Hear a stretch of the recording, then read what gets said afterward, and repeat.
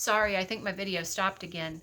I was just saying we're on page 19 and we're on the last paragraph on that page. Suddenly, a big black crow landed on the telephone line that runs down the alley directly behind the house. It cawed so loudly that it startled both Dad and me. And cawed is a word that we can add to our vocab. Cawed, meaning it crowed or it made that noise that birds make, cawed. The bird's beady eyes, you might want to put beady, meaning, it's direct. Beady eyes stared at us. You could add beady to your vocab.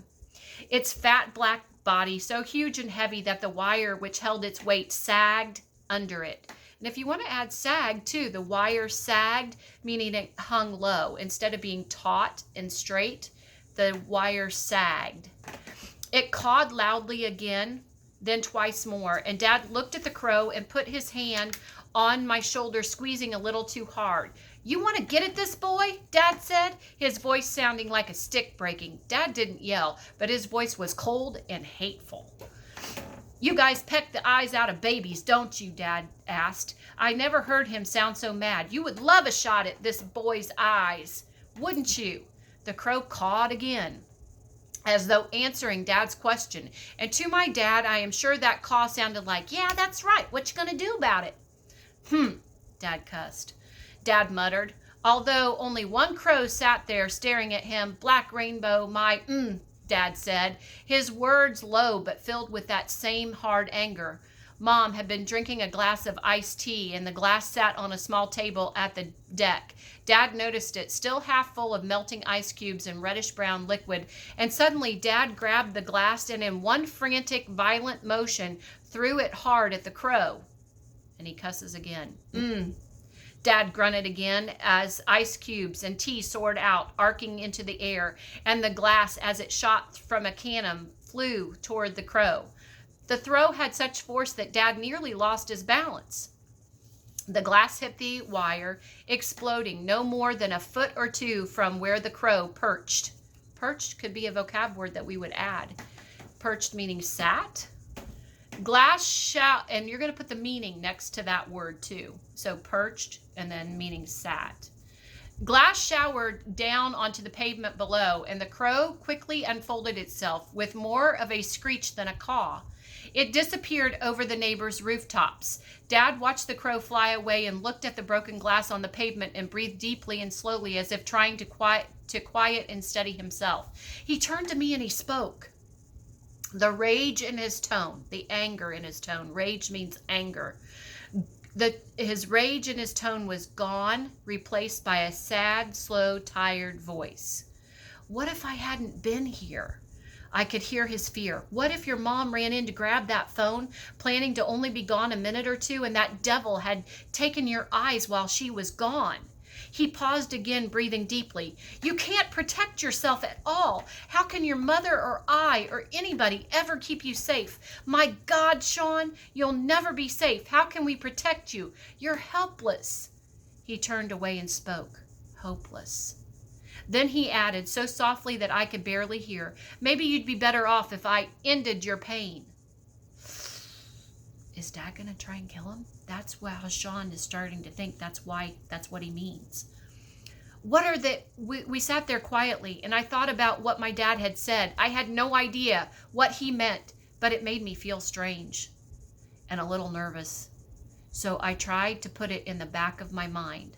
Mom finally came back onto the deck after she was through on the phone. "That was for Paul," she said to Dad, and then looking at him, and she asked, "Are you all right?" "No," Dad said quietly. "Not exactly. No, I'm not all right at all." Mom and Dad kept talking. Mom never asked about her iced tea. Dad never mentioned the crow. But as I listened to them visiting, I knew that my dad does love me. It's just my condition that freaks him out. That and my seizure thing. Okay, here's a new fact that we can add. Something new that we're learning about Sean and seizures. Did I mention that I have grand mal seizures? Anywhere from a half a dozen to about a dozen every day. Okay, that's a good fact. Sean has a dozen to a half a dozen seizures every day. Ever since I was born, I've had them. So he's had seizures ever since he was a baby. When my dad said that thing about ending my pain, he must have meant my seizures.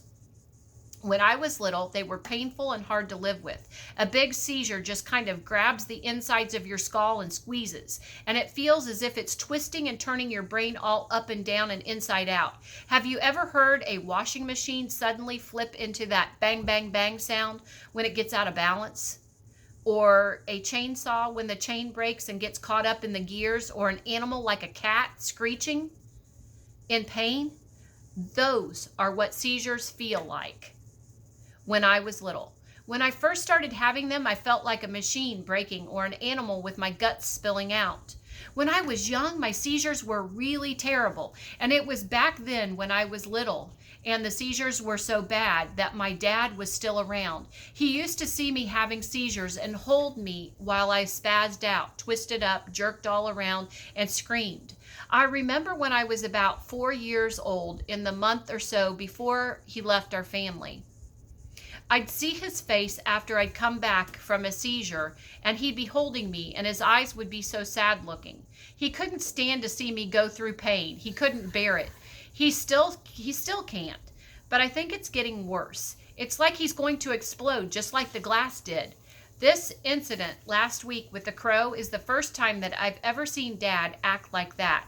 It's so out of character for him, for how I see him, and for how the world sees him.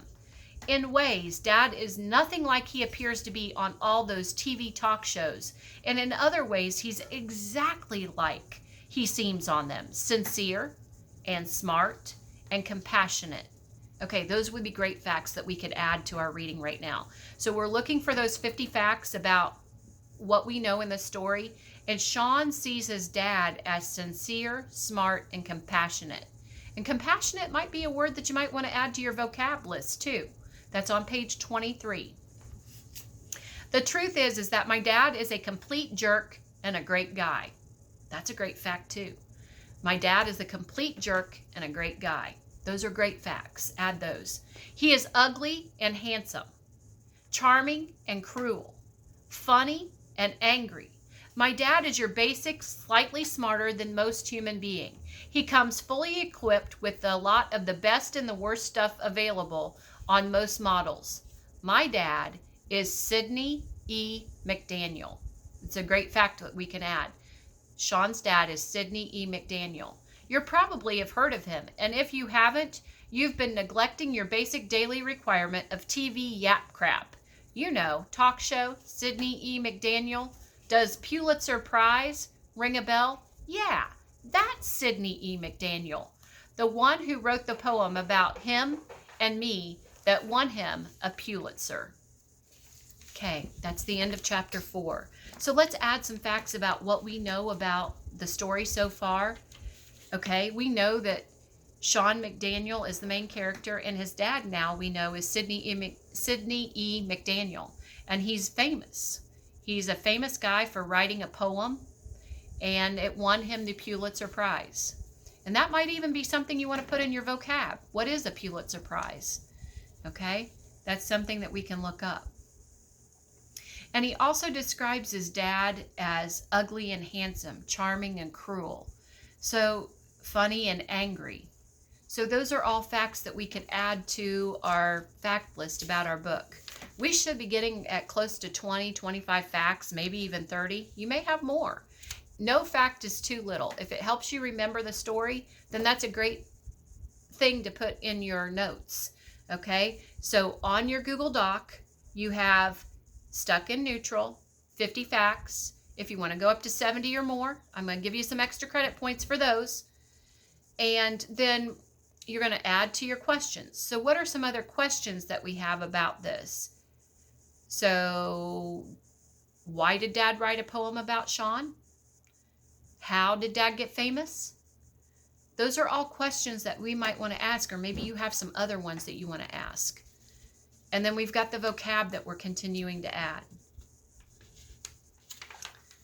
Okay, so in thinking about our writing, we're going to stop there with Stuck in Neutral for a minute. And we're going to talk about our autobiography. So we're starting to write that autobiography, and you wrote some things about your family, and I told you a little bit about my family.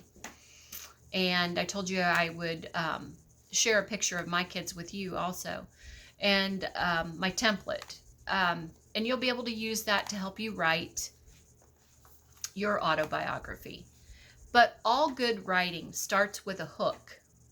And a hook is something that hooks the reader into wanting to read your story or that article a little bit more.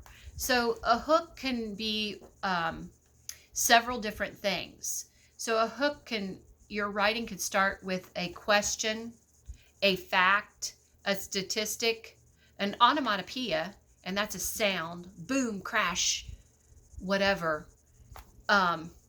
So any of those things can start your autobiography. And so for me, I told you an autobiography is writing about yourself. And so when you write about yourself, I will be writing about me. And so I was telling you a little bit about my family the other day.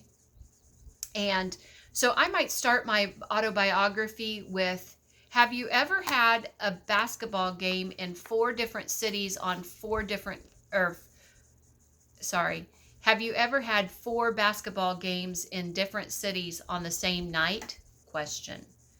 I have. My name is Amy Dishman, and I have 5 children. They are Tate, Tegan, Tannen, Tynan, and Tice. They all play basketball and other sports. One night, we had 4 games on the same night in 4 different cities. Okay, that would finish, that would be part of my first paragraph. But that hook is an important part to start your 6-paragraph essay with. So let's make sure we add a hook to your 6-paragraph essay at the start. It's right at the very beginning. And again, that hook can be a question, a fact, a statistic, an onomatopoeia. And then you go into a little bit about your family. And then tomorrow, we're going to add a little bit more to that. Thank you. Have a great rest of your day, Team Alabama. Miss you guys. See you soon.